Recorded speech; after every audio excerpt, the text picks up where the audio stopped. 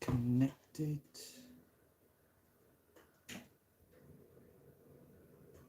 Don't think there's anything on my screen.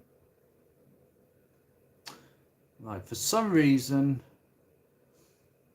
the screen is connected but not the right way around. Okay, that's strange. So you're watching from a side angle. This is very interesting. Right, 2 seconds before I've got one viewer watching this. I think we might just have to switch that camera around. Okay. Do excuse me while we have some technical problems at the last second. Okay, that's a lot better. Now, I didn't intend for that to happen. For some reason, I can't get a full screen on, so just bear with a second.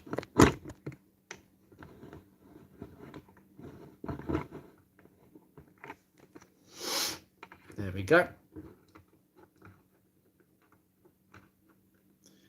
Wow, that is some delay. That is actually. I'm just watching it on the computer screen, and there's like a 20-second buffer. So this is going to be interesting. I just wanted to say that I was actually, because I've got my phone on and I'm connecting it to YouTube, and the two are not like synced up properly. So, or I don't know if I'm going to watch the screen. Right. I'm going to try and get through all the comments as best as possible. Oh, my comments are coming up on my phone, but I can't see them on the screen. That is weird. Okay, right, let's have a look. Who have we got today? Thank you so much for joining. To be honest with you, I'll be lucky to get about more than 5 people at this rate. I know quite a few other subscribers that have got a huge amount of following. I think there's a guy called Alan Howard, who is the guru of Ford Mondeos, and he has like 36,000 subscribers, and he does live streams very similar to this, and he gets about 50 people. So the basis of 157 subscribers for this channel, I think I'll be lucky to get 5. So we'll see how we get on. DB Sparks, hi bud, how are you? I'm very well, thank you. I hope you're good too. Thank you for joining us, sir. Mr. Ben 747, a very regular person who has quite a few subscribers himself. Evening, sir. How are you? I am not too bad. I am good to be. Well, I've finished work. I will not be going to work for a few more weeks. So I'm off for Christmas, my holiday. So I'm quite happy. Hence the reason for me actually putting this live stream on now. Yeah, I'm really good, and I can't complain. How are things your side? Wow, we have 2 concurrent viewers. I have no idea what that means. I'm just looking at this screen. It's all new to me. I'm very well, thanks. A few days off, a few weeks off. Sounds good. Good. That's good. Yes, I can't complain with my job. I do get a decent amount of time off. I don't know if I said before, but I didn't really want to reveal what my job was, but I work with special needs children in a school. A very different job to my hobby. So, yeah, that's hence why I get turn time off. So I get a decent work-life balance, but, you know. Yeah, so basically, I've set this stream up. We'll see how we go in terms of how the conversation arises. So yeah. Oh, we've got 4 concurrent viewers. That's fantastic. So oh, it's coming through now. Yeah, it is. It's very rewarding. It's like any job, you know. Every job's hard. No one has an easy job in this day and age.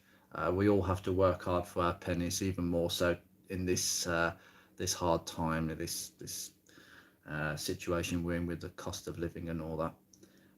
But yeah, it gives me the life balance that I need. Not the best paid profession, I will say. I'm not a teacher. Teaching's not for me. No, I'm not quite a teacher. But yeah, it's it gives me what I need. Put it that way. Uh, I would say, oh, 1 minute 35 in. Oh, got 5 people on there now. Well, this is going good. Yeah, so basically, for all those who are watching, just if you've got anything to add, any questions you want to ask, please feel free. Um, as I say, there's quite a bit that I know about. As I say, anything about Fords, Rovers, or anything in particular you want to ask, just keep it going. We'll just see how long it goes for. I know other YouTubers, they go on for hours. I thought, oh, God, that's a bit intense. So, yeah, I've got water by the side of me. We'll see how it goes for the next hour. We'll go from there. Basically, in terms of the channel, I thought it'd be a good idea to start seeing how a live stream would go, and maybe go forward from there.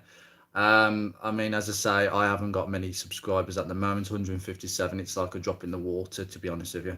But it is climbing quite quickly, which is really surprising considering that I wouldn't say I started regular videos until the summer of around August.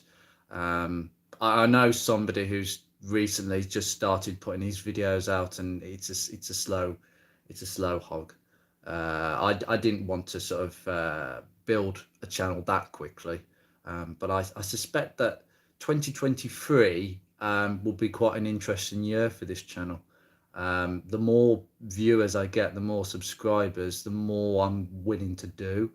And Project Beatrix has come around at the right time to sort of give a little bit of variety to the channel. I always intended to get a second car. I always had in mind to get a Focus Mark II.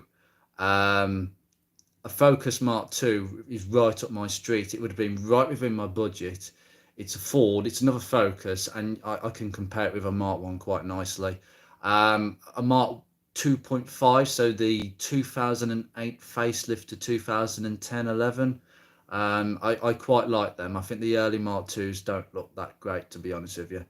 So that was the plan. I had the money, and then the Rover came along. So at the moment, I'm relying on the Focus to get around, which she's reliable as ever. There's no issues with that whatsoever. And the Rover is sitting on the driveway, and it's taking far longer to sort out than what I would like. Let's have a look. Mr. Ben, hello, sir. I recently bought a 2009 Mark 2.5 Focus to keep my Mark 1 off the road over winter. I really like it.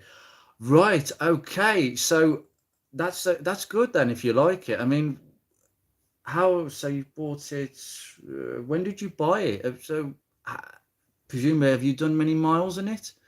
I'm quite interested in Mark 2.5s because, to be honest with you, you can get them. I presume it's a petrol. I'm assuming that. Is it a petrol or diesel? Because you've got the 1.6, which is the Sigma. Then you've got the 1.82 litre, which is the Mazda engine, which they put in the Mondeos. They're quite a different beast. They tend to drink a lot of oil, from what I've been told. Not the sort of thing I would go for. The diesels, I tell you something, when I was looking around the summer, the diesels were going really cheap. Now, I live in Birmingham, and we have the ultra low emission zone. So the difficulty is my school is within the boundary. That's quite tricky for me, because it's ridiculous, because literally my school is literally on the boundary. If it was over the other side of the dual carriageway, it wouldn't be charged. So I have to be careful about if I want to go down the road of a diesel. I was looking at them; they're going really cheap, but no, I'd want a petrol. So So I bought my Mark 2.5 1.6 petrol about 7 weeks ago. So it is the Sigma engine. That's a good choice. Done about 1,500 miles in it so far. I'm a big fan of the Mark 1, but I've really become a fan of the Mark 2. That's really good to know because I may get a Mark 2 on this channel still. I may just pursue that because the Rover may... I think the Rover, because of how good she is underneath, once I've got her running, I may want to go the whole hog. I mean, look, I wanted a car that was a bit more rough and ready that I can drive and not care about as much. I suspect a Mark II Focus is perfect in that sense. But because of the fact that they're at the lower end of the market, even though I'd say they fetch good money, about I think 1,500 2 grand is what you're looking at, I suspect, unless the prices have changed. That's great if you've done that amount of miles in it because they go on and on and on, the Ford Sigma engines. I'd definitely go for one. It's an engine that I know. My best mate has bought a Mark 2.5. It's the Z-Tech S. So you've got the body kit. So you've got the slightly different bumpers and skirt. I really like that actually. I think it makes them much more hunkered down, even though the suspension is, I think, virtually the same. There's really nothing to tell. The seats have got, it's like you've got the cloth seats, and then you've got these straight black Velcro bits that go on. I don't know what they're supposed to do. They're like little, well, not Velcro, they're plastic. Are they supposed to make your back feel good or something? It's just a bit weird that. Yeah, so he's got his and he's had it for about 6 months now, and I helped him buy it. I looked at the car with him and we were really impressed with it. I think he bought it for 2 grand, which was good going because we were, well, let's put it this way, another half an hour later and somebody would have bought the car before us. It was one of those in and out cars. Focuses sell well and dealers know that. But the only problem he's had is the clutch master cylinder gave in. Obviously it's hydraulic and the pedal just went straight to the floor.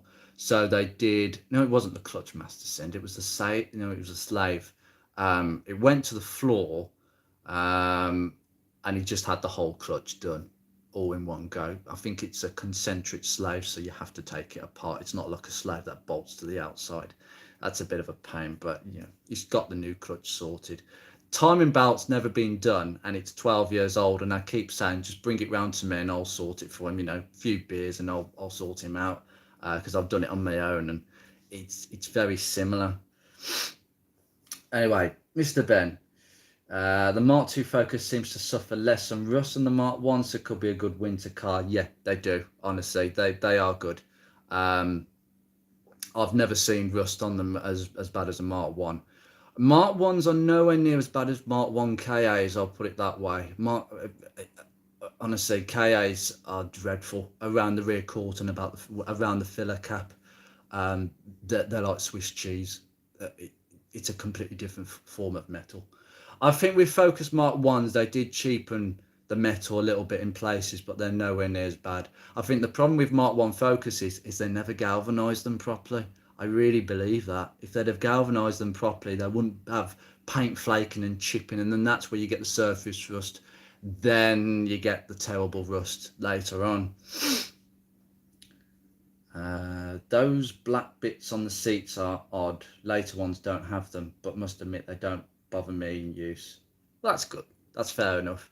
It's just something I've noticed whenever I sit in his car. He's like, I don't know what they're there for. I think they're just for appearance. They make the seats look a little bit more sporty. Stripes have always been like that. Hi Ray G. Sorry about that. My pronunciation. Apologies if I got that wrong. Ray, I'll just say Raymond is my middle name, by the way. Raymond. I'll just say that we bought a 1.6 Ellie in 2002, and it's been in the family since. Wow. I've heard so many stories. My Mark 1 videos on YouTube, so many people have said, I've had this car almost since new, since family. And I just think that's amazing. You would not hear of this of any other car brand. Tell me someone who's had a Vauxhall from brand new and has still got them 20 years later. It's unheard of. It's absolutely unheard of. Fords are a different kettle of fish, whether it's a Ford Cortina from the 70s or, a Ford Fiesta from now. They do endear themselves really nicely, Ford cars. I don't know why, but they do. Um, Broke down once when the coil pack went kaput. Leather seats, air conditioning, same exhaust too. Yeah, coil packs are a common thing on these cars. That is a video I'm actually going to cover because I've actually done a few videos now of common issues that crop up on Facebook. So the pollen filter one is one. The coil pack is also another one. I mean, I can touch on it now. The most likely reason it's gone is probably because it's the original and they crack at the bottom where like you've got this, I don't know if what's it called, like some sort of heat shrink, oh, I can't remember what it is, some sort of glue they put at the bottom and it cracks and then it just earths out against the block and then you get misfiring on whatever cylinder it's actually the crack is nearest to, because obviously it controls all four plugs. But they're fairly easy to change and the new ones don't cause problems. The newer ones have got longer bolts on them, if you've noticed. They are Bosch units and they're pretty reliable. I've got one on mine. Um, but usually they pack up sometimes because people don't change the spark plugs. But in terms of age, if it's the original, then it's 20 years old. The one I got rid of, the original one off my car, was 20 years old, and it still worked, and I've got it as a spare. But when I put the new one on as preventative maintenance, and sometimes I do this, there was a huge difference in the way it pulled at 2000 RPM. What much of a difference. So even if a coil pack doesn't go, they do wear and you do need to change them. That is something I've got to do with the Rover as well, because the coil packs and HTDs, I'm not that, they're a bit old. I'm thinking of some Magna Cores. I haven't done that with the Focus though. I don't think it needs it. It's an automatic.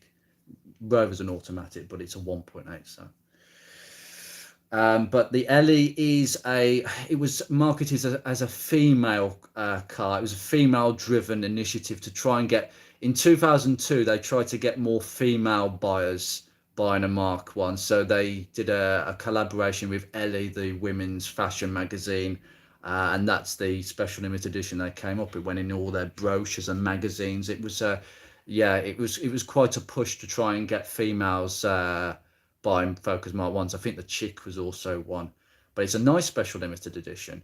The thing is, the alloys are a bit, I don't like them. The special edition alloys, I think they had them on the Chick, the ink, the black, the silver. They're kind of like, they're not for me. But if it's got them, keep it original. Um, Leather seats, air conditioning, great, great. Keep it as it is. Really nice to see. Oh, I thought it was the plugs not being gapped properly or worn. It could be. It could be. If the plugs are not changed, what happens is the spark plug gap, if the plug wears, from the factory, they said 1.3 millimeters. And then Ford changed it to 1 millimeters because there were so many coil pack failures. And you can work out the original gap was a little bit too much for the coil packs. Those original coil packs were probably they weren't made that well. So they obviously recognized that we need to just make it a little bit thin, the gap a little bit smaller. So it makes the coil packs work less hard, but then you lose power. So I think you're not getting that. If you've got a 1.6, you're not getting 100 brake horsepower, which is what it is. But they subsequently changed it again. If you've got the new Bosch coil pack version with the tall bolts, you should be able to put the spark plugs back to 1.3 easily. But usually it is because the plugs haven't been changed, the gaps have got bigger, and if it's at least 1.2, 1.3, the coil packs are going to work over time, and if they're the originals, they're going to go. That's the way they go. Mr. Ben, I changed the coil pack and leads as a preventative measure on my Mark 1, about 95,000 miles. Was still okay, but for how long? Yeah, I think I changed mine at 88 and my car's now on 91. It it's such a common problem. If you've got the original, then change it if it hasn't been changed. You'll know if it hasn't been changed because usually you can only get the new type with the long bolts. You can get some really cheap aftermarket ones. I mean, you go on eBay and they're up for like 12, 15 quid. And that, I'll tell you, I've actually I got one off a scrapyard car. Actually, I went to the scrapyard that I did the scrapyard video at, and I took a coil pack off a Focus, and I thought, oh, I'll have that. I put it in a bung with a load of other bits. Luckily, I didn't pay for it. That was a bit cheeky of me. Have we all been to the scrapyard and just put something in our back pocket? These sinners mended. No, to be honest with you, I did. I paid the whole. I paid for a load of parts, and he said you can have that dipped in for nothing because I paid in bulk. I said 100 quid, and I took a load of bits. I took the coil pack away just to use it as a spare because it looked brand new, but it was the old version. So I thought, is this a new? Is this an aftermarket one, a cheap one of the original coil pack with the short bolts? So I didn't know how this worked. I'd like to see how this works, and I did a continuity test, and it was all good and worked through nicely with the multimeter, like ohms resistance. I just plugged the connectors, and it seemed okay. But I felt it, and the weight, it weighed absolutely nothing. The original, the Bosch one, well, the new Bosch one, weighed an absolute ton. You could feel the metal, the quality inside that. The aftermarket one was nothing. And I thought, I've still got it up there now, actually. And that would have been one of these 15 quid coil packs. I'd never fit that to my car. I haven't even put it in the back of the car as a spare. I don't want to. I won't trust it. It's up there now. I'll probably just give it away for free. I'll probably take it to a show and say, does anybody want it? Because I don't want it. It's taking up space. And we've got a few more viewers now. I've got to get down to this now. So... Ray had to get it recovered to the main dealer, 150, but had no OBD scanner, so was clueless. I was still in carburetor and contact breaker territory. Oh my goodness me. Oh, I've had fun with contact breakers. My P6 days was a massive learning curve. I love that car, and I don't miss contact breakers with getting the feeler gauge in and oh God, what a pain. I ended up converting it to electronic brakeless, the the Hall effect sensors where you've got the ring and then you've got it's like I think Power Spark. It was a Power Spark system where it was a rubber ring that goes on the Dizzy cam, and then it was a P6. Sorry, sir, I didn't say that properly. It was a P6. It wasn't a V8. It was a 2000. Unfortunately, I kept saying that to a lot of people. That was the most annoying thing about P6 ownership, and I don't think people mean to annoy you, but as someone who had a four-pot, as they call them, everywhere I go, it's like, oh my God, it's a P6. I used to have that back in the day. Is that a V8? No, it's not. It's not. I got that annoyed towards the end. That was my reaction the last time I got asked. It kind of like, yeah, the V8s are great. I think I'd have one. If I wanted a P6, I'd have one. But the 2000s, they are so underrated. It was Rover's own engine. First engine with a heron head where the combustion chamber is crowned into the pistons. Beautiful engine. The twin timing chains puts a lot of people off, but it's really not something to worry about. They last the life of the engine. It's the two tensioners that you have to worry about because they tend to wear. I'm not surprised. To be honest with you, when I got rid of the Rover, well, before I moved it on, I was quite familiar with old cars and carburetors and setting that up. It was single carburetor, no twin carbs to balance. That was a nice one because it was the single carb 2-litre unit. Then having to learn my trade on the Focus with fuel injection computers. I did get myself a good scanner. I would recommend, I tell you what, if you can spend £100 on a scanner, I mean, I can show you the one I've got actually. It's I will show that in a subsequent video. £100 scanner, it will sort your problems out. It will scan, it will do live data. I'm going to do a video on that because I think a lot of people will need a little bit of assistance because Mark 1 focuses are quite simple. And there's not many, there's a lot of things that a scanner can't lock into because the Focus Mark 1 has a basic ECU, it doesn't have the technology. So I can show you how to identify long and short fuel trims to discover problems and symptoms that you may not be aware of, and how to use the scanner. It's really easy. What you need is not a 20 quid scanner because they only do engines.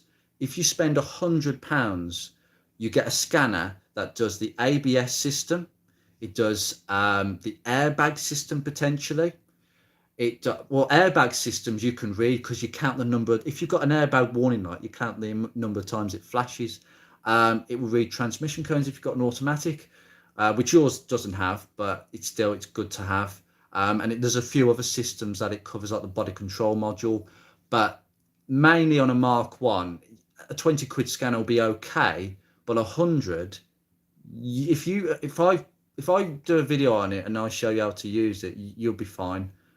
You'll be able to sort of diagnose more things for yourself. It takes time. I know how it is. Mr. Ben, yeah, my new Type from Ford had the long bolts. Didn't expect that when ordering. Yeah, they're all the new Type. The one is just got, the original's got short legs on it, but the new one has got a thick body on it. Maybe because of the way it's mounted. The only thing that I've got to do is the block it sits on my Focus. Someone had tried to remove the bolt. I think the coil pack had been removed for whatever reason. It was the original, the one I took off, but for some reason it had been taken off because one of the bolts, somebody snapped in the aluminium housing. Now I've got spare housing up there because I knew that this would be a problem. But my coil pack is only held in by the 3 bolts. I've actually got I've got a long bolt up there, waiting to go on the car whenever I change that aluminium block housing.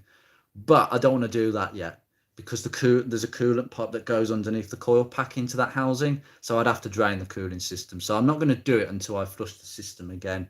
But those Torx bolts, those T20 bolts that hold it in, be very careful. If they get a bit tight, back off. Do not go forcefully because they'll just snap in the housing. It's not the end of the world because you can change the actual housing, as I said.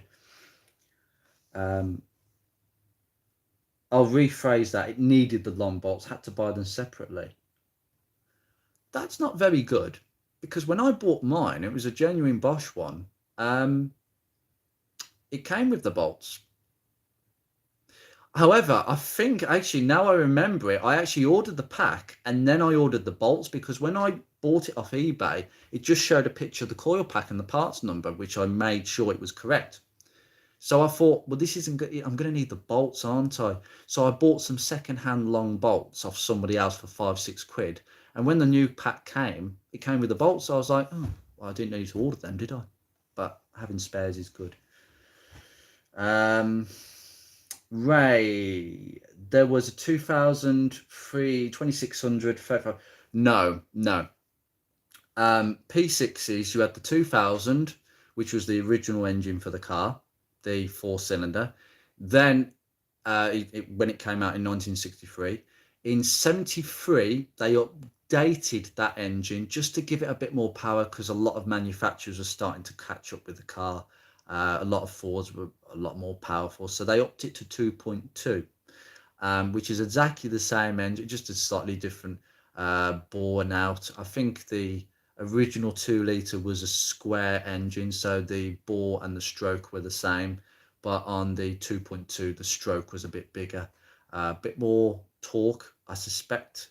I think I'm right in saying that, but a little bit more power, but it's not too much. And then you had the 3.5 V8, the venerable Rover V8, which is just an amazing engine. I've yet to own a car with a V8, a Rover V8, and I intend to do so. I don't care what that is, whether it's P6 V8s are quite expensive now, so I'm kind of conscious that it may be beyond my budget, but we'll see. I would love an the MG RV8. So when Rover were trying to keep get the MG brand back before the MGF came out, they brought out this MG RV8, which was a special product. It sold in low numbers, mainly to Japan, and it was basically an MGB with it was a parts bin car. It was an MG body shell, MG suspension and all that, but with the Rover V8 engine up front, five speed gearbox. Lovely, would love one of them, but unfortunately they're in classic territory, and whoa, I would like one of them.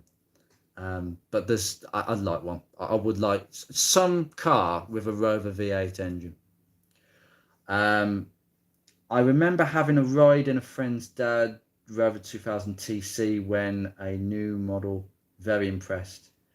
That's a nice car, the TC version. The twin carb versions. There was something I read ages ago. The 2200, because you had the single carb, 2000 and 2200, and then the twin carb. The 2200 twin carb, in terms of its performance, was pretty much a match for the V8. Remember, the V8 was a very slow, burbly Buick engine that Rover did a lot of work to make it pretty reliable. The Buick engine wasn't a great engine to begin with, but it had a solid base that Rover worked with. They clearly saw the potential. The twin carb version is a pretty nice performance engine. They're wonderful cars, absolutely wonderful, so comfortable. The suspension is not complicated, but it's unusual. You've got the Dion tube, which is a brilliant idea. It's basically a tube with a big piston inside it filled with oil.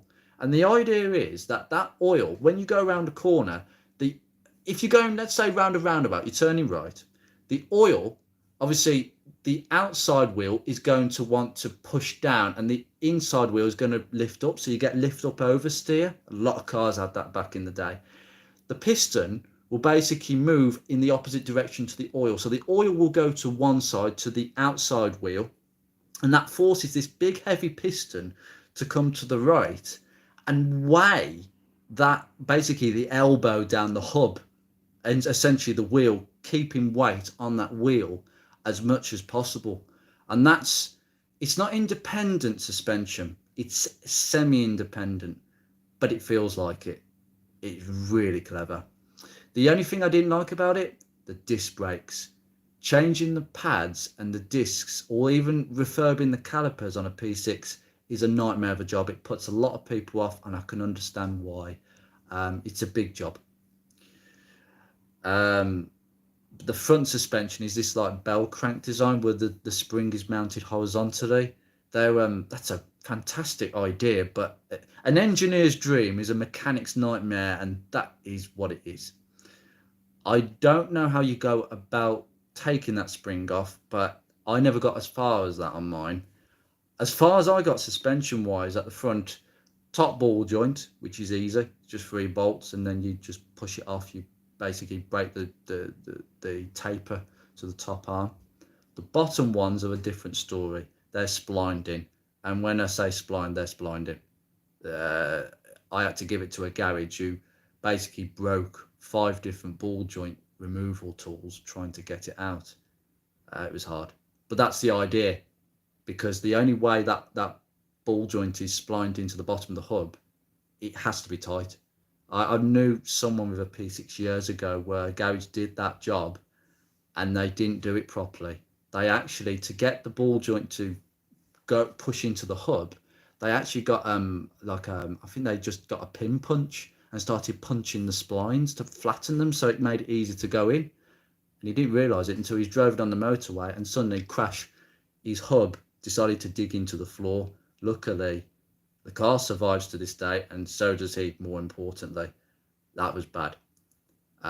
So, yeah, that's a job I would only give to people I trust.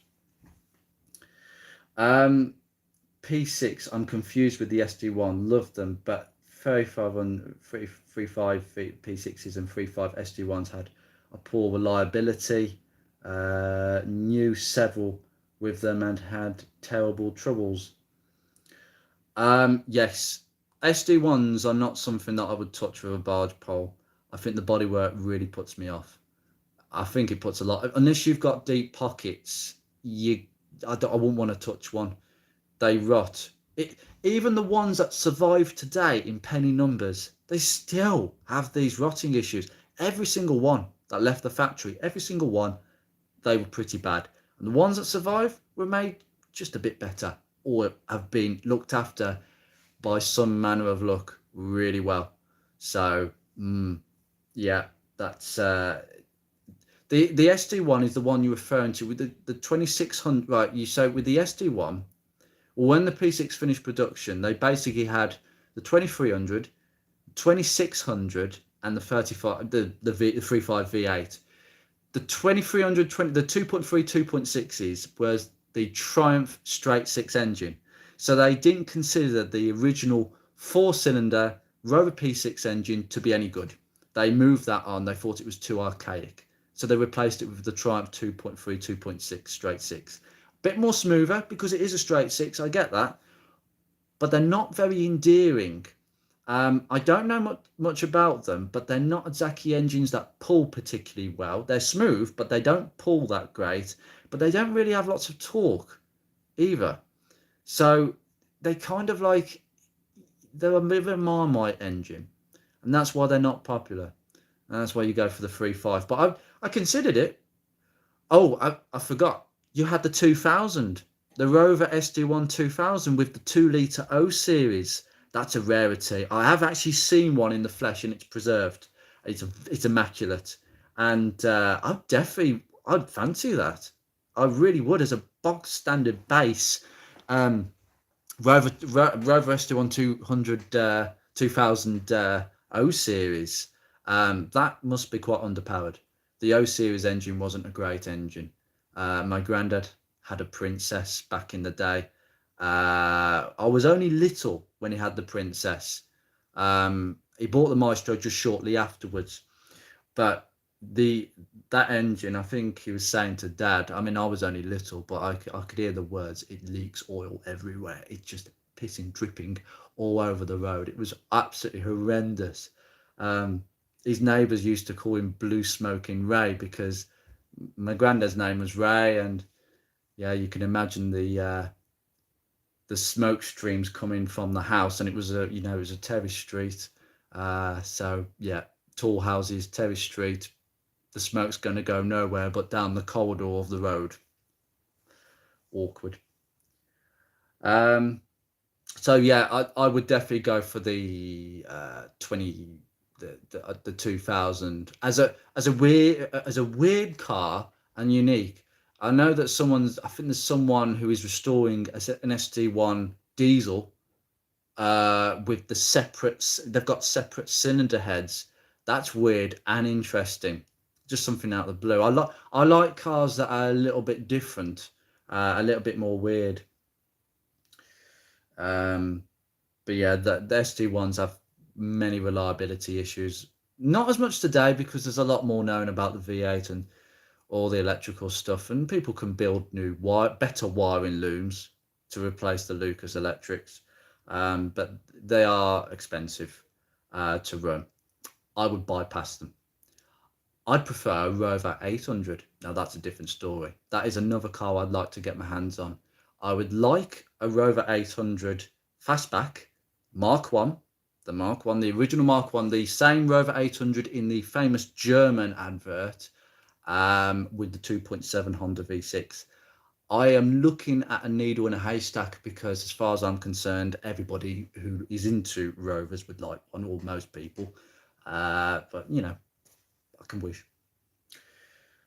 Kev Mitchell. Hello, sir. How are you? Someone who has been commenting on most of my videos. Lovely to have you, sir. Welcome. Hoping to get a P6 next year. I want a 2200 TC. Perfect choice. Perfect choice. Well done. And there's plenty of them. There are more P6s than SD1s out there, put it that way. I am actually going to have a look into how many are actually left, because the statistics that I get for the Mark 1 and the Mark 1 statistics and the Rover 45 statistics. It's all from the Department for Transport, and I'm going to have a look into P6s. As far as I'm aware from my old one was a 73. It was a Mexico Brown 2000 automatic.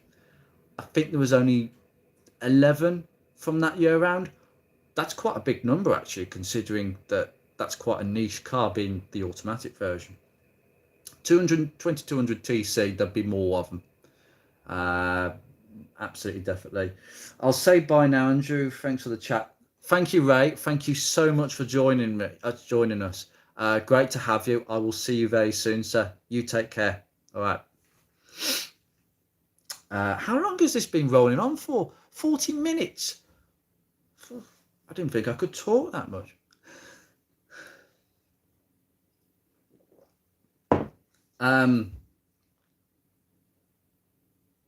Thank you, sir. Yeah, thank you, Ray.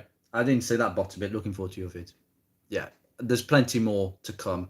The P6. The P6. No, you see, I've got it in my head. The 45 is coming on. There is a lot of videos that is going to go out. I've just completed 15 videos. Would you believe it? And they're all. Put it this way: 45 videos. I'm fully booked for January, so there's plenty of things going out. And in between that, I'm doing Focus Mark 1 videos. Because obviously my car, the Focus, doesn't need a lot of work. This is the only thing I'm really a bit frustrated about. I've started a YouTube channel after I've sold a P6 and after I did all the work on the Focus. However, I suspect that I wouldn't have got as much work done. Being a YouTuber, I will tell you, and I'm sure there's some of you who are subscribed that have your own YouTube channels. I think you can imagine that when you're working on a car and you're working on a job that could be quite tricky, you don't know whether it will work or not, and then you've got the added element of, right, where's my camera? Where do I need to do it? Where do I need my camera to be? What's going to look good? Should I cut that bit, or should I just miss that out entirely? Should I not bother with this? And you've got that extra element in your head. And it is a question of time, because editing, this is why my channel's it's a dirty channel, because I don't really do a lot of editing. I do a few cut and snips here and there, and a few of my Mark 1 videos are certainly being edited. Tomorrow, the Ford Focus Mark 1 stretch belt video, how to change one, goes out tomorrow. That is a little bit more edited than I'd usually do. And I have this tripod that is sitting on. I've got a new tripod, and it's a much more adjustable tripod, put it that way. So it's easier and quicker for me to do videos, but you know. I know where there is an ex-police Mark 1 827 fastback for sale at £1,500. Oh, really? I'd like to know that. Oh, ex-police. You see, I've seen so many that are ex-police out there, that they were a police favourite, the 800s. I mean, they've got big back seats. At least whoever they've got in the back seats is well away from the drivers. I mean, how the hell police coped in the 80s with having an Austin Metro? I mean, an Austin Metro Panda car, please. They're literally sitting on the person you've arrested. You're sitting on their lap. Your P6, Kev, your P6 was mint, Andrew. Enjoying the journey in your 45 restoration. Sorry for joining late, just going home from work. That's absolutely fine, Kev. I honestly, thank you for joining us. Yeah, to be honest with you, I'm actually really blessed that I've got 12 people log on to this live stream so far.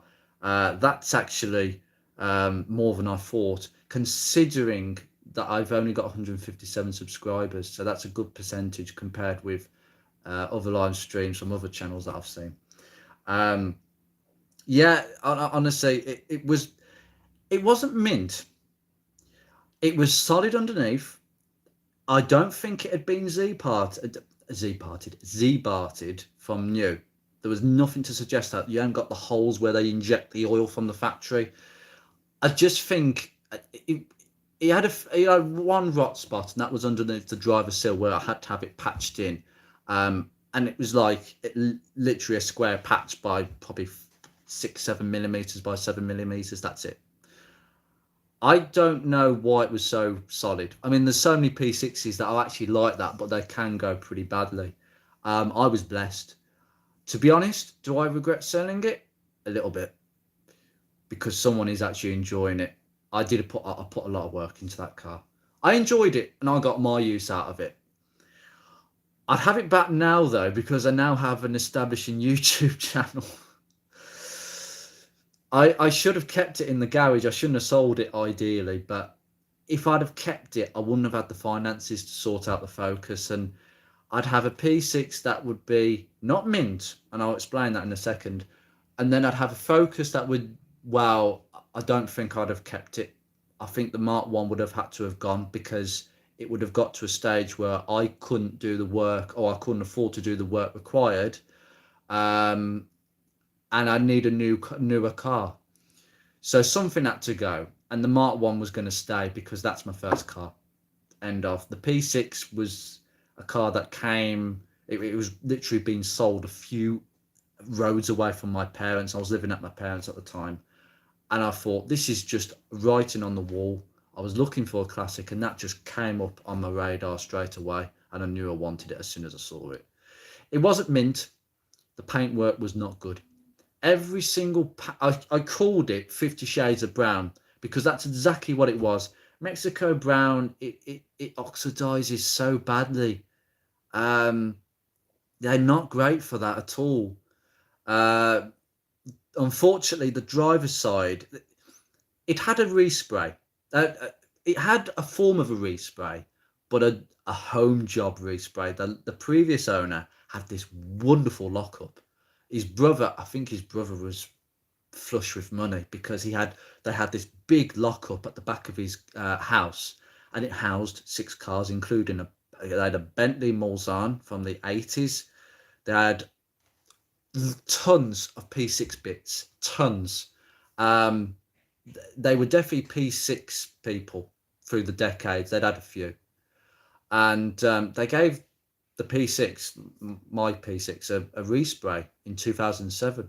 7 years later, it wasn't looking great. You can see they didn't take the door handles off, because the paint was sort of blistering around the door handles. Unfortunately, well, they didn't do the bonnet and the boot lid very well, because for some reason, every time it rained, it oxidized badly. You'd polish it, and then about a few weeks later, it'd be flat again. It was like owning a Vauxhall Corsa from the 90s, where the red paint just flats. You polish it, and then it goes flat again. It's horrible. Absolutely horrible.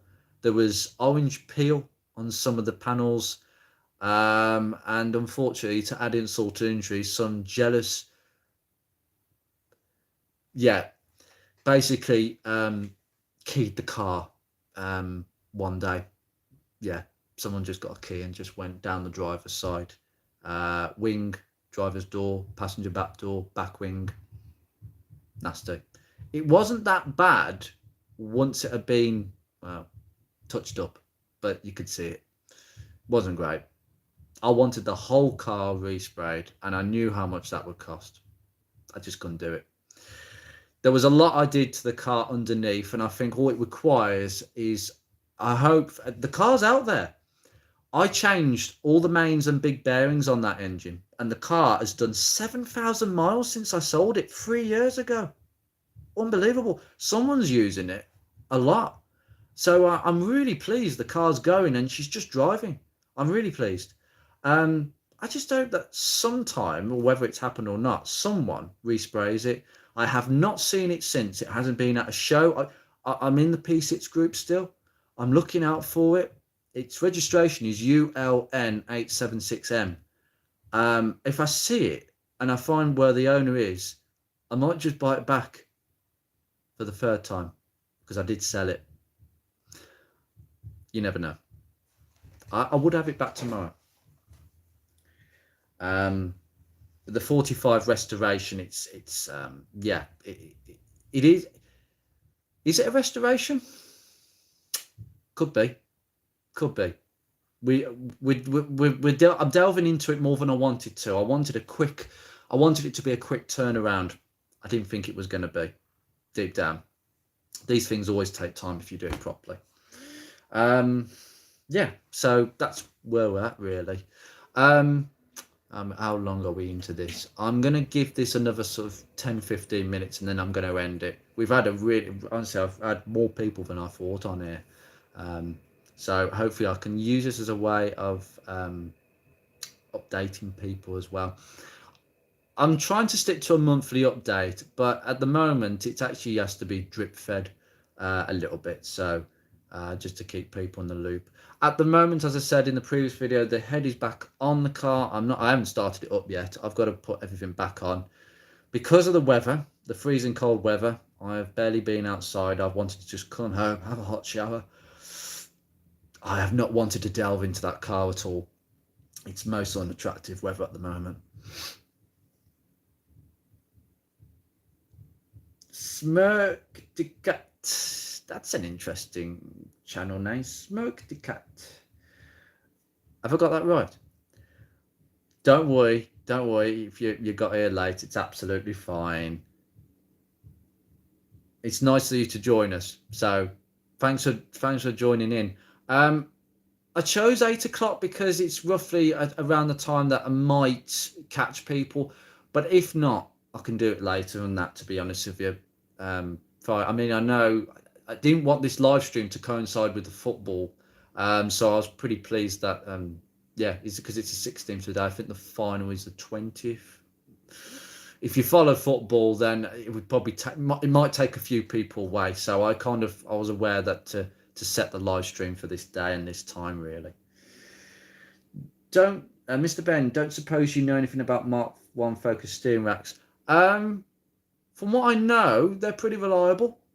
The main things are, the number one preventative maintenance is you've got to change the hydraulic power steering fluid. It's not, right, I did a topic on this ages ago. You don't use red ATF fluid. Most power steering fluids, like the ones you buy at Halfords, are automatic transmission fluid based. Ford specify that you can use it for topping up purposes, but you'd be mixing it with the green hydraulic stuff. I will do a power steering flush at some point on the Focus. I did it a few years ago, but that may have disturbed the system. So I want to go over it again and make sure the rest of the remnants are gone. The fluid, by the way, when I changed it 2 years ago, it was the original fluid. It was dark, very dark. And I think that's the number one reason why the steering racks fail. People don't change the fluid. It is not a specified maintenance procedure. It's not listed in the Haynes manual in anywhere. But there is a video that I've actually done on the Rover Beatrix, because her power steering system uses red ATF fluid. And I've actually bled that system very simply, and the procedure is exactly the same on the Focus. You're simply taking off the output of the reservoir. You've got the reservoir. You take the pipe, you suck all the fluid that's left in there so you don't leave a mess, because you've got to take the bottom pipe out. The pipe that goes to the pump is the one you take off. No, sorry, I got that the wrong way around. Not to the pump. You leave that one on. Scratch that. It's the one that goes from the cooling rack returning to the reservoir. You take that off. You put that in a bottle. You get the wheels off the ground. So jack it off the ground. Make sure the wheels off the ground, because obviously you can't start the car. This is you don't do an engine start, because I've seen people start the engine and try and run the pump and run all the fluid out. But if you're not quick enough topping up that reservoir, you're going to run the pump dry. And all it takes is a few seconds to run the pump dry, and then you're stuffed, new pump. They do not like to run dry at all for any period of time. But my procedure is basically turning the steering wheel with one hand and then going back, topping up the reservoir. And what will happen is all the old fluid will be pushed out the system into that bottle, and you're just replenishing it. And that's how you do a flush. It's an easy, slow, non-messy way of doing it. And then you just, What you do is you bung a bit of tissue in the reservoir to stop the fluid coming out where the coolant, the hose from the cooler goes into the reservoir. You have to bung it, obviously, when you're doing this. But the procedure that I'll show you on the Rover, it's exactly the same as the Focus. If you change that fluid, that will basically, well, it could, one, make your steering lighter, because the steering is a little bit heavy on the Mark 1. Even with good tyres, the steering can be pretty heavy. I've got new tyres on mine. I've got Roadstone Eurovis tyres. They are very good tyres, I will tell you. They are middle of the range. They're not top of the range. And for 205 50/16 tyres, they are pretty much the tyre to go for. But the steering racks, they only fail realistically unless they've been abused by not having the oil changed or topped up, or if it's gone low, if there's been a power steering weep. I know the power steering pumps can weep a bit, but they shouldn't leak a lot. Not at all. And in fact, I think changing the fluid will get rid of the problem. I think the fluid it sort of helps the seals to conditions the seals. So often that works. But steering racks, if they fail, what will happen is you'll go around a corner and the steering will go stiff, and then it will suddenly go clunk. It will jump a tooth on the rack. That's basically what's happened. It's worn so much that particular tooth on the rack has jumped. It's just gone, and then the whole pinion has just jumped on the rack. So that's the only sign that the rack goes. I've never heard of stories where they actually, the seals go on the sides, where they actually leak fluid out the sides. I've never known that, even with dirty fluid. So that's the main thing. The internet said mine took red stuff, so I changed it using the red stuff. Perhaps I should have used the green. Wasn't sure if Ford changed what they use at some point. No, I mean, the internet can tell you to use the red stuff. I don't think it's the worst thing in the world to use automatic transmission fluid, because the green stuff is hydraulic fluid. I think it's used in a number of systems. There was a other than power steering. But yeah, if you've changed it for ATF, I wouldn't worry too much. But I would ideally like to change it to the green stuff whenever you feel that it needs changing, a couple of years or whenever, or if it starts leaking or if there's a problem. The green stuff, I think I'll have to get, I'll get it up. I'll have to show you what, actually, stay there, 2 seconds. Hand fire.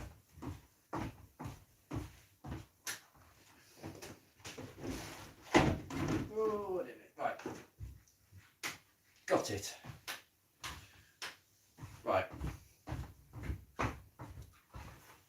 Right, okay, this is what you use. Granville Central Hydraulic Fluid, okay, CHF. Now this fluid is for power systems, power steering, central hydraulic and suspension level control units. Now I suspect that's certain BMWs, maybe very expensive cars, but it meets the requirement. Oh, it meets the requirements of BMW Mini, Ford, Saab, Porsche, Opel, Bentley. So for use with certain Audis, Bentleys, BMWs, Minis, Peugeots, Porsche, Saab, Skoda. So it's obviously quite a big spec, but that's the one you use. It's green, it's nice, and you only need a litre ish. Mine was dealer serviced until a couple of years ago. It has the green fluid. It's a bit squeaky though. Squeaky, is that when you turn the steering? Because it could be the pump. They can squeal. Could be your belts, if your belt's a bit stretched. Yeah. Does it do it when you? Yes. When you turn the steering. Interesting. Squealy. Sounds like belts to me. The pumps, if the pumps are not healthy, if they've been ran dry, or I'm not quite sure really why they would fail unless they ran dry. They would make some groaning sounds, real groaning. It wouldn't be squealing. That's belts. That's definitely belts. I mean, you with when you're steering, if it's dry steering, like you're on the spot and you're trying to get out of a parking space, for instance, if you hear a bit of a grinding sound, that's your top mounts. That's the suspension top mounts. If they're a bit grindy and the steering feels a bit rough, that's not the steering rack. That's top mounts, and they can squeal. CHF, thanks for that. Problem is my rack has a knock. I say it's the rack. I've had the car in a garage multiple times for a knock. No play can be found anywhere. Suspension is all new at the front. Everything's brand new. When you say knock, when does it knock? When does it knock?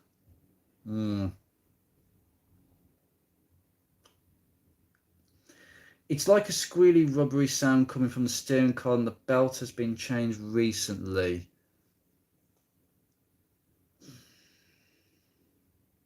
That's interesting. That's a new one because there's nothing for it to squeal in such a way. Has the power steering fluid has the system been bled? Because if they've changed the fluid, have they bled it? Because that could be air. Do you know what I would do? You can do this straight away.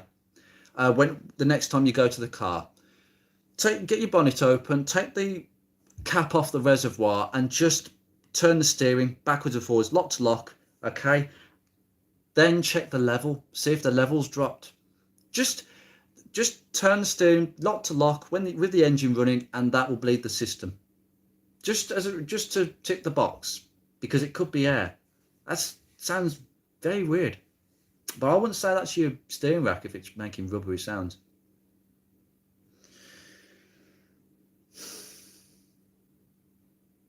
Mr. Ben, it knocks on bumps and slightly when turning the wheel with the engine off. Engine on, it's fine.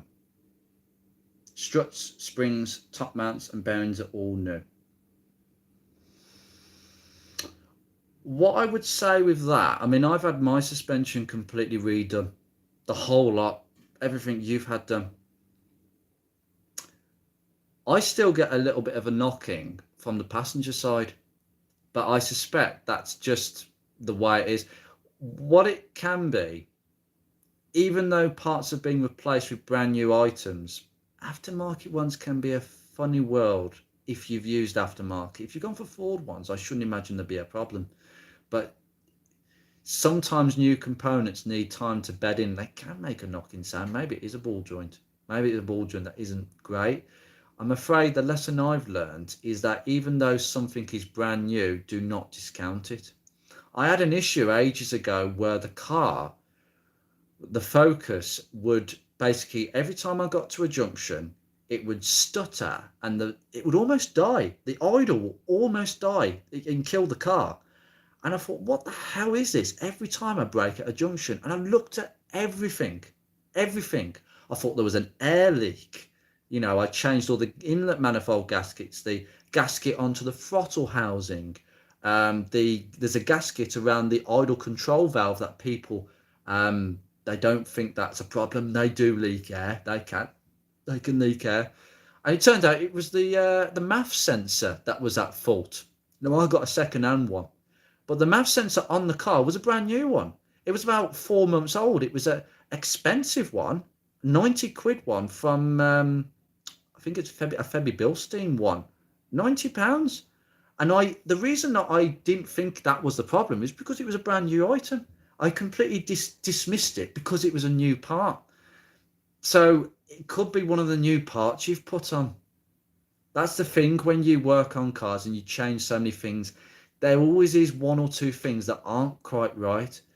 I've never liked the driver's side engine mount, the Hydra mount, right? Where you got the rubber bit and then you got the oil inside it. I had to replace my old one because it was leaking oil. And I replaced it with a second-hand one. A brand new one. And it was about 25 quid. It wasn't, I think it was an unbranded one that was really served me. I skimped. And it was worse than the original. It was awful. I took it straight off. Literally, every time I put my foot on the gas, the whole car would like, it was horrible. So I got a second-hand one, a good second-hand one. That wasn't much better either. I thought, what the hell's going on? And then I bought a third one. I bought a Cortico is the brand, 36 quid. It's on the car now, and actually it's pretty decent. No way is it as good as the original. And I'll tell you what, Ford want 250 quid for the original. No chance. I'd rather spend 36 quid. What a rip-off.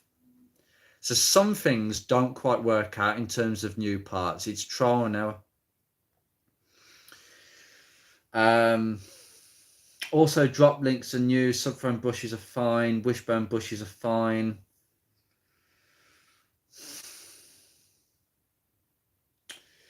The only thing I can suggest is that it could be the steering rack bushes. They are part of the steering rack, and ideally the only way you're going to replace them is getting a reconditioned steering rack. They can wear out to the point where the rack starts knocking on where it sits on the subframe. There's two of them. I think you've got two bolts at the back, and they go through the bushes. I'm sure the bushes sit between the bolts. That's one thing that you may find causes that. They don't often go, but it's one thing that maybe you haven't changed. I've just kind of thought that in my head. It's definitely something that if it was my car, I'd certainly be thinking that. But as long as it's not a severe knock, as long as it doesn't get louder and worse, I wouldn't worry about it too much, because it sounds like you've done a lot to the car and you've eliminated a lot of issues that way. It's all genuine. It's all genuine Ford, except for the springs. Couldn't get them from Ford. I couldn't either. Springs are hard. Springs are very hard to get from Ford. Oh no, sorry. The front ones I've got on mine are from Ford. But you don't need to. The aftermarket ones are made to the exact same spec, same fitness, same height, same everything. Don't need to worry. I only got them because they were cheap. It's really good to know, sir, because you're not going to have any issues with suspension for a long time. The Ford bits are brilliant. The bushes are excellent in particularly the wishbones, the lower arms. The bushes can last 15 years solid. The arms. This is why Fords look so rusty. It's because all the bushes are so well made that the arms tend to look really rusty by the time that they're at the end of their life. And then people say, oh, they're very rusty, aren't they? No, it's because the bushes have never had to be changed. So you don't change the arm. You only change the arm if the bushes have gone. Just flaking rust. So I just monitor that. But you've got a better suspension for mine then, if it's genuine Ford, because mine have got genuine shocks and springs all round front and rear. The wishbones are not genuine. Drop links are Lemforder. Lemforder, by the way, they are the manufacturers of genuine Ford suspension bits. The drop links are Lemforder. I changed the anti-roll bar bushes at the front. They are a pain. The actual bushes that sit on the subframe by the steering rack, oh yeah, that was a horrible job. It'd be easier to drop the subframe to get them out, but I did it in situ. Smoke the cat. My 1.4 had the same issue with cutting out a junction. It doesn't have a MAF. It has right. You have a map sensor. Okay. Yeah. I don't have a map sensor. The automatics have only a MAF sensor. Yours will be a manual because it'll have a map. They tend to give less problems, map sensors, but ideally they just need cleaning. MAF sensors are the same. That they just work, or they don't. They don't lose performance unless they get dirty. I've seen that where people put like pipe across like the cone air filters with oil on them, because you have to put oil for them to self clean, and the oil can go into the map or the MAF and get on that hot wire and then cause all sorts of funny readings. But it still does it. I changed the MAF sensor for a genuine second-hand one. I've actually got 3 because the MAF sensors, again, brand new, 200 quid. Do not buy aftermarket MAF or MAP sensors. You have to go genuine, I believe, with these. They are so sensitive. But it's still, even today, going up to a junction, put my foot on the brake very gently, being an automatic, and it still sort of does a buffer, and then the lights flicker, and then it sort of comes back to life.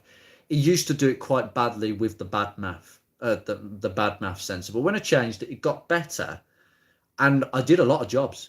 I changed all the gaskets. I had the intake manifold. I put carb clean all the inside, and I tell you what, it really helped. Taking the inlet manifold out, that plastic intake manifold, and cleaning it thoroughly with carb cleaner makes a huge difference. Clean the butterfly valve around the throttle. It really, it changed the car. It never ran as nice and smooth as that before, but it never sorted the cutting out issue. I think it's an ECU issue. I think there is a word for it, and a lot of people just have to live with it, and I'm the same. I've lived with mine.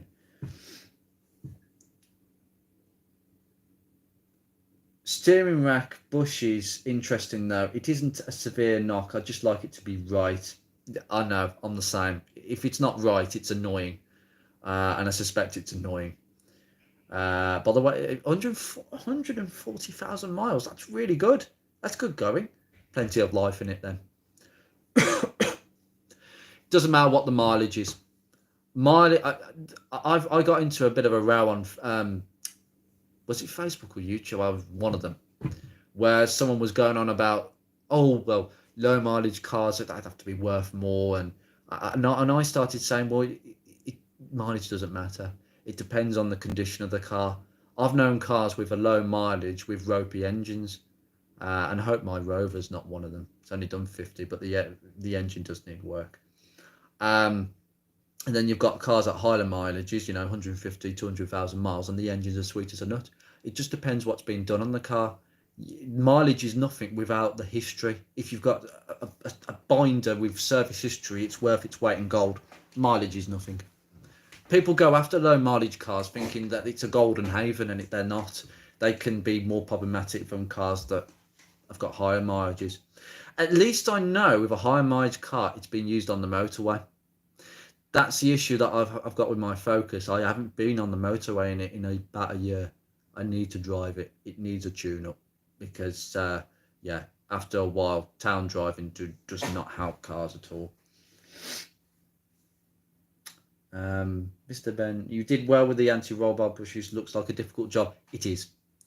The only reason I managed to do it, if you've seen my Milwaukee impact gun, is I basically, if I remember rightly, the driver's, like the one on the driver's side, right by around the steering rack, you have to take, you can get a universal joint socket. So I had my impact gun, had a universal joint, which took it right down. So it took it at right at an angle, and a 25, I think a 250 mil extension, impact extension, then another 200 impact extension, and then the socket. I think it was a 13. Yeah, it was a 13 mil impact, but it was a short impact, not a long one, because a deep one, and it's hitting the actual underside of the car. And then I managed to buzz them off, but I had to use a socket with a couple of them. The one on the passenger side was actually even worse to get to. I would like to do a video on that, but I think I tried a video, but my phone wasn't working that day. I did it in the summer. It was a faff, but I'm glad I've done it. But I'll tell you what, there wasn't much difference between the new and the old bushes, so unless you've seen severe movement, I wouldn't bother. It's the rear ones that I think you should change. The rear ones are under pressure, where I showed you on that video where they sit on that bar on the rear suspension subframe. I would definitely get them off and change them. They're easy to get to.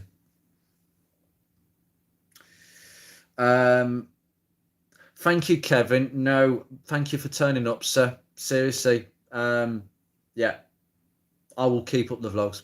No problem, sir. You take care, sir. I will see you very soon. Um, my 1.6 manual does this too, but in a lesser extent.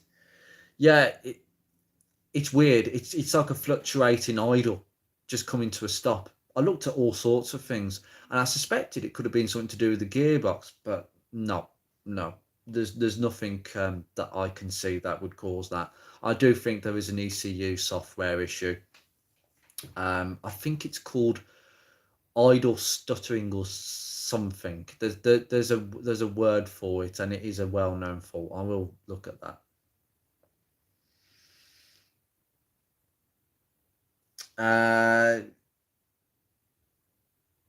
No, no problem. I am going to end the live stream in a second. No, thank you very much, sir. I've got a lot to tell. If people ask a question, I will try and give as better a best answer to my knowledge as possible. I am nowhere near as knowledgeable as someone like Alan Howitt, put it that way. He's a mechanic. He deals with God knows how many Fords every day. He focuses on Mondeos. I focus on Focuses, literally. That's my area. Um, yeah, mainly focus Mark 1s. Mark 2.5s, as I said at the beginning, that is probably going to be, that will come up, I think. But I need to buy one at the right price. Mark 3s, I'm going to hurt a lot of feelings when I say this. It's a very different car. And I passed my driving test in one. I passed my driving test in a 2011 Mark 3 Focus. 1.6 with the Ford Sigma. However, in a much bigger and heavier car, the Sigma really struggles, even though they try to tweak it with twin independent cams to get 125 horsepower. That's quite a jump. That's 25% more power than the 1.6 in the Mark 1s and Mark 2s, but it's a heavy car and it really struggled. It's underpowered. I don't know how I can't see how a 1 litre EcoBoost would be any better. And I don't like them engines. I think they have a bit of a bit of a bad reputation because of the early ones blowing up and yeah, not my cup of tea. Mark threes. I think they lost their way a little bit forward with the Mark III. I think they tried to appeal to a global audience, but what they ended up doing is alienating the audience of Europe, mainly Europe, because it's a European car. No, you can't really design a car to be an all-in-one and not have that'd have to be some sort of consequence of doing that, to be honest with you. So thank you so much, sir. Right, I am going to end the live stream here. It's 1 minute 17, which is longer than I thought, and I've got 15 people watching this. That's amazing. I had a secret guess at the start of this. I was a bit worried at first because I saw that there was only one person waiting, and I was like, oh dear, yeah, this isn't going to go well. But 15 people, considering that I've only got 157 subscribers, is a great percentage. It's like 10% of my subscribership. So I will be doing this again. I may do it in a couple of weeks. So yeah, EcoBoost equals EcoBoom according to, yeah, it's EcoBoom. It's absolutely, it's something to do with the degas pipe. I don't know too much into it, but I'll probably look into it more or less because I'll probably encounter it at some point if I end up getting one. I might give one a try. I do, as I say, Mark III. I do have a slight soft spot for it because I learned to drive in a Mark III. So there is a little bit of that in there, and it would be a 1.6 because it's just an old school petrol, even though it's underpowered. But the EcoBoom, yeah, I think the degas pipes used to go, and then people used to cook the engines. Exactly the same with the K series. It's not necessarily the engine's fault. It's just the cooling systems were a bit marginal in the K series, and people never kept an eye on the coolant levels. People don't open the bonnet like they used to. I'm not being funny. You go in a Haynes manual up there, and it says open the bonnet once a week. Check this, check that, check your gap, check your fluid, check your oil. Because obviously cars used to leak everywhere. You'd have to check it every week. But now obviously reliability has increased, and people don't check for these things, so they don't feel the need to actually open the bonnet once and again. and the coolant level would just go so low, and then the K series would overheat, blow the head gasket, and then, oh, it's the K series. It's an absolute joke. It's not. You didn't keep an eye on it. So yeah, and I think it's the same with the Eco Boom boost. Yeah, you got me doing it now. Yeah, and apparently because of the tolerances of that engine, they can't be rebuilt once they've been overheated. New engine. That's what Ford say. I suspect that's because it'd be just easier to get another engine, because there'd be a lot of work. There could be some warping. It's all aluminium. There could be all sorts of stuff wrong with it. Despite having only 100 horsepower, the Mark 1.6 is a fun car to drive. It is. I mean, arguably as a Mark 1, if you want a performance car as a Mark 1, get the 1.8 or 2 litre, the Ford Zeta engine, as they called it, the old school cast iron block unit. That engine it's a great engine, but they're very similar. The Sigma is just smaller, uses much lighter, being all aluminium. I am going to do a video where I actually, once I've got the Rover running, I'm going to do a comparison K series versus Sigma, because those two engines are the main all aluminium double overhead camshaft engines that were available throughout the 90s and noughties. Two very comparable engines. And I think there is a video coming out shortly. There's a lot of comparisons at the bottom end of a K series with a Sigma, or I should say vice versa, because the Sigma has like a ladder bearing at the bottom of the crankcase to create a stiffer block. Where do you think they got that from? Rover K series. The Mark 1 is an excellent drive. Mark 2 has lost some of the handling sparkle, but more comfortable, quiet, and better equipped, and that's coming from Mark 1 fanboy. I have to agree. My mate's Mark 2.5, the engine harshness and the vibrations, you can hardly feel that. It's the same engine, it's 1.6, but the engine mounts are so good. I can barely feel anything. I was really surprised about the refinement of a Mark 2, and that's a big step forward. The Mark 1 feels like a ready-to-go racing car, a go-kart almost. It's rattly. It's noisier. It is more engaging though. And I think that's the difference between the two. The refinement was massively changed. I do think they used a lot of the chassis from the Mark 1 on the Mark 2. They just widened it a little bit to create more boot space, interior space. They did sort of dumb it down a little bit. They are really smooth engines. They're smooth cars. There's a huge difference, which kind of makes me like a Mark 1 more, because every time, see, this is the thing, I'm still stuck in the noughties because I haven't had a modern car from well, let's put it this way. I've only owned a few cars in my 10-year driving life. A Focus, an O2 Focus, a 73 P6. I've had an ST170, but only for a short period of time, 2 months. I didn't buy it to own it. I bought it as a stopgap for a friend who I bought it for him basically, and he paid me for it, but it was a bit of a surprise for him. I had that, it was a 53 plate, and it had Recaros. It had the full Recaros, heated Recaros, original, nice car to drive, and I got to experience the top end of Mark 1s, and I won't forget that. But I just liked a 1.6. It was a bit more down to earth, a bit more better on the fuel. But yeah, I'm living in the noughties still, and I've got a 54 plate Rover 45. I said to myself, I need to get something more modern, something a bit more modern that I don't care about as much as my other cars. What do? I buy a Rover 45 that I might actually just get to the standard of a Focus. So again, I'm going to have to look for another car. I'm going to have to get a third car, and I think I'm going to have to get a Focus Mark 2.5. Oh dear me, what a mess. This is a thing with buying cars. You just go with your heart, don't you? And then you get carried away. There's no reason why I can't drive both cars and share both cars over the year for now, but I'll have to see, money pending, because the Focus is going to be resprayed on the passenger side next year. It's got a lot of paint fade. Mark 1s are noisy, that is true, it adds to the charm. Does it's what you want in a car that age. If you want refinement, get a newer car. There's plenty of them out there. I'll tell you something, one of my mates at work, he's just bought, well, leased, you don't buy cars no more. He's leased this brand new Seat Leon, I think it was. I swear to God, it's a hybrid. And this is how far out of touch I am with cars.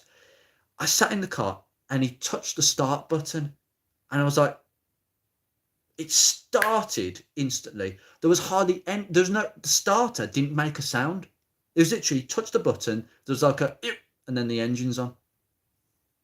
You know, with an old car, you turn the key and it's like the starter has to go and work for at least a couple of seconds before it starts. It literally just, button, straight on. I'm gobsmacked. This is how far back I am. I just like old cars. I don't get on with new ones. And I don't want to put my money in them yet. I do think the generation of cars from 2011 to 20, maybe around now actually, this is the forgotten generation. You won't see many of these preserved because mainly we're in a bit of a cul-de-sac now where people like myself are grabbing hold of cars from the 90s, noughties, quite reliable cars, you know, injection, ECUs, but basic cars. They're grabbing hold of them and they're holding on to them, particularly the old people, the older generations. They're buying them up, they're putting them away so they don't ever have to drive an electric car. Naturally, because of how young I am, I will no doubt own one, an electric car eventually, but not yet. Mark 1s are more engaging. Yeah, they certainly are. They certainly are. In fact, I'll tell you now, going from a Mark 3 in my driving test, passing my driving test, 2 weeks later, I'll buy that car out there. And when I took it for a test drive, I didn't quite know what to expect from a Mark 1. I wanted something sensible. I tell you what, before the Mark 1, I was about to buy a Rover 600. It was a Rover 620. It was an automatic. I have a thing about automatics. I mean, I like manuals, but automatics, when you understand how they work, they are really clever things, really clever. Whoever designed the torque converter automatic, the conventional automatic with your clutches and your hydraulic valves and all that, the mind of that person, amazing, absolutely amazing. But I was about to buy one, and then my dad kind of put the kibosh on that by saying, "Look, son, it's your first car. That's a big car. That is." It was 14 years old, and it was up for $1,000. They're still cheap now. I'd have a 600 tomorrow. They're beautiful looking cars. Basically, it is a Honda Accord. It's the most un-Rover of Rovers, but they did such a good job with the body, you wouldn't think it was. But I thought, yeah, okay, big boot, big car, maybe not. Then I looked at a Mark 1 Focus, which just, I didn't know what was a Mark 1 and Mark 2. I just thought, oh, it's an old original Ford Focus, the first ones, because I wasn't really keyed in that stage. And showed my dad, parental approval. Yeah, that's a good car. Smaller, quicker, nimble. Yeah, that's what you want. And this is from someone who doesn't drive. My parents don't. Well, my dad doesn't drive. But yeah, more sensible. So I went to look at it. When I took it for a test drive, I was shocked. The flop. The one way I can describe it, going from a Mark 3 to a Mark 1, is floppiness. The car felt so floppy around the roundabouts. I thought, oh my God, it's like a go-kart. It's like, it's bouncing up and down. It's so soft. It really took me by surprise. The brakes weren't as firm. Everything was a little bit more clunky around the indicator stalks and a bit more, it was like heaven and earth. Really different. I got used to it quickly though. And now I think going if I went into a Mark 3 now, I would think that's a bit more too refined and too much hunkered down for me. I love me an ST170. They're not common anymore in Belgium, and if they are found, they need a lot of work. Yeah, I mean, that's actually kind of the same here. Yeah, I would say that's roughly the same here, to be honest. ST170s they are being appreciated, but there's an awful lot out there for braking, and oh my God, don't get me started about Mark 1s being banger racing. I really don't appreciate it now. Look, banger racing, I know someone who is about who basically buys cars that at the end of their life takes them for banger racing. Yeah, there's nothing wrong with that, but not now, not with these sort of cars now. If unless they're rotten as a pair, then no, they shouldn't be. They shouldn't be ended in that way. But it's my opinion. But it's roughly the same here. Getting hold of one that's Mark ones in general in the UK. They're either, because of the climate, they're either completely rotten and at the end of their life, or they're in fantastic condition. There's only there's a couple of categories actually. That you've got that side, the worst side, and then you've got the good side. But on the good side, you've either got the low mileage ones that are barely being used, and they can be expensive when you start using them, but they tend to be the well kept ones, garage, one owner from new, that sort of thing, one lady owner, and they do come up very often, more often now from what they used to. Strange. I wonder if people have just been holding out. And then you've got cars like mine, and there's a small group of us who've basically restored our own cars to as good as what we can do, like Mr. Ben here, and yeah, that they're in a category of their own. I'd never sell mine. I am the last owner of my car. Put it that way. I am the last owner. The fifth and last owner. I can't believe it. My car had 4 previous. No, I'm the 6th owner. I'm sure there were 5 owners before me because the car was 11 years old. I don't think people like the gearbox. I think the first owner had it for 3 years and then it just changed hands too often. I've driven a 1.6 Z-Tech and ST170 back to back. 1.6 Z-Tech is a better car overall in my opinion. I think the balance is better. I think the Ford Z-Tech engine is a much heavier engine with that cast iron block, and I think it upsets the handling a little bit. I've always thought them to be a little bit more heavier at the front. My other opinion is, and I expressed this in the buyer's guide, the gear ratios are far too close together. That I don't think the Getrag gearbox was the best unit to use for that car. I don't know if anybody's changed one for a better 6-speed manual. I'm sure it's been done, but no, I didn't like the gearbox. Way too close. Felt like skipping gears. It was that bad. Go second to fourth, you wouldn't feel the difference. Steve Buckley, hey, well done with the form. Hello, Stephen. How are you, sir? I'm not. I hope you're good in New Zealand. I have only a few people that follow me from abroad. Sorry, that sounds bad. That does. From elsewhere other than the UK. Lovely to have you, sir. You've been following me for quite a while. Yeah. How are things in New Zealand? I hope everything's okay, sir.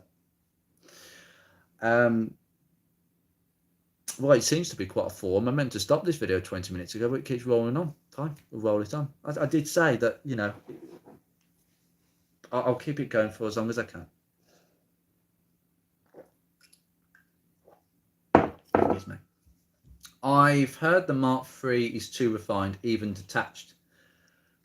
That's kind of how I remember it, comparing it with, obviously, now my experiences with a Mark I. Mark III's are heavier, more hunkered down, more controlled, but a little bit more. The Mark I is a go-kart. The Mark II is slightly less of a go-kart, but still relatively fun. Mark III, health and safety. Mark IV, don't go there. They've gone too far. I think, to be honest with you, when I heard that they stopped the Focus and the Fiesta, I predicted it. The Fiesta and the Focus have completely lost the meaning of what they actually are. Look at the size of them. We've seen the current Fiesta and Focus. The new Fiesta is bigger than a Mark 1. And it's got no more, much more, it's got no more space in the boot. I mean, the A-pillars, they're so thick. I mean, I got into a Fiesta, the current Fiesta, one of my colleagues at work, and I had lunch in their car. And I was just sitting in the passenger seat in my lunch. I just thought, the A-pillar is so close to my head. It's so thick. It feels like it's going to cave in on your head. Whereas with a Mark 1, I'm used to like, it feels like you've got a globe. Your head is miles away from the roof and the windscreen. It's amazing. There's the air. You don't feel trapped. Oh, no, not at all. And Mark 4s are the same. And I don't like the back end of them. They look like a BMW 1 Series on the side. The front's okay. The front of a Mark 4 looks like an evolution of the Mark 3. But the back end is like, it's off a BMW 1 Series. The interiors are much better quality. And I quite like it in some respects. You know, some of the trim is a bit funny. The centre console wiggles around a little bit from what I've been told. But yeah, I don't think I'd ever own one. I don't think, no. I mean, by the time they get cheap, it'll be 6 or 7 years down the line, and I won't be interested in them. I don't know what the future holds for a lot of older cars. That will probably be a discussion going forward. So with these live streams, I have got a lot of strong opinions about the car movement as a whole, classic cars, modern cars. Where are we going? There's a whole load of opinions about where we are actually heading. Not just the UK, but the whole world. You know, we have whole cities that are banning older cars because of the directness of climate change. That's not the issue. The issue is China. We can only do our bit if China stop making stuff. Most of the pollution comes from China. We're only like that on the global scale. What we do really doesn't have a massive imprint. But I do believe that actually getting a second-hand car is the best environmental thing you can do from buying a brand new one or leasing a brand new one, etc. I think the culture of leasing cars, I mean, don't get me wrong, the new cars of today are the used cars of tomorrow, the second-hand cars of tomorrow. So we do need people leasing cars, because at some point we're going to run out of cars if people start buying new cars, and then the prices of second-hand cars go up. And we've left that's the situation we're in the UK, particularly with the chip shortage. I think most of Europe and most of the world, actually, we got to the point where now used car prices are just so mad. And I think that's why Project Beatrix has appeared. Not necessarily because I don't have the money for another car, but the attraction of having a car. I bought the car for £250. I didn't mention that in my previous videos, but it was scrap value. And I was not going to let that pass. Not for a head gasket, bit of water leaking inside, bit of mould, headlining sagging, but a solid car. You've got nothing to lose. Got nothing to lose.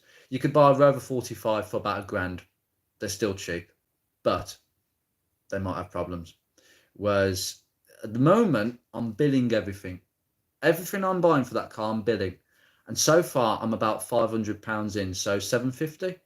And that's including recovery back to my house. So, yeah, that's kind of where we're at. Anyway, I am going to leave the stream here. I'm going to get carried away by talking.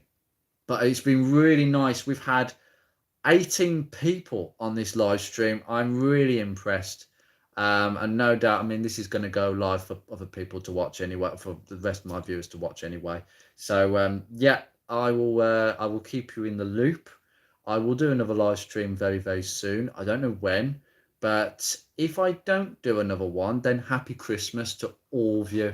Times are not great. I know. I think times are really, really tight at the moment for a lot of people, but you know what? It's you make the most of every day and just make the most of the little moments, particularly with your family and friends, eh? So you take care, and I wish I. Oh, don't worry about that. We'll sort that. Honestly, there's more streams to come. This is just a tester. This was literally a tester. I did not expect this many people. So yeah, great. Thank you guys. I will see you very soon. And now I'm going to try and end it. How the hell do I end this live stream now? Oh, okay, fair enough. There we go.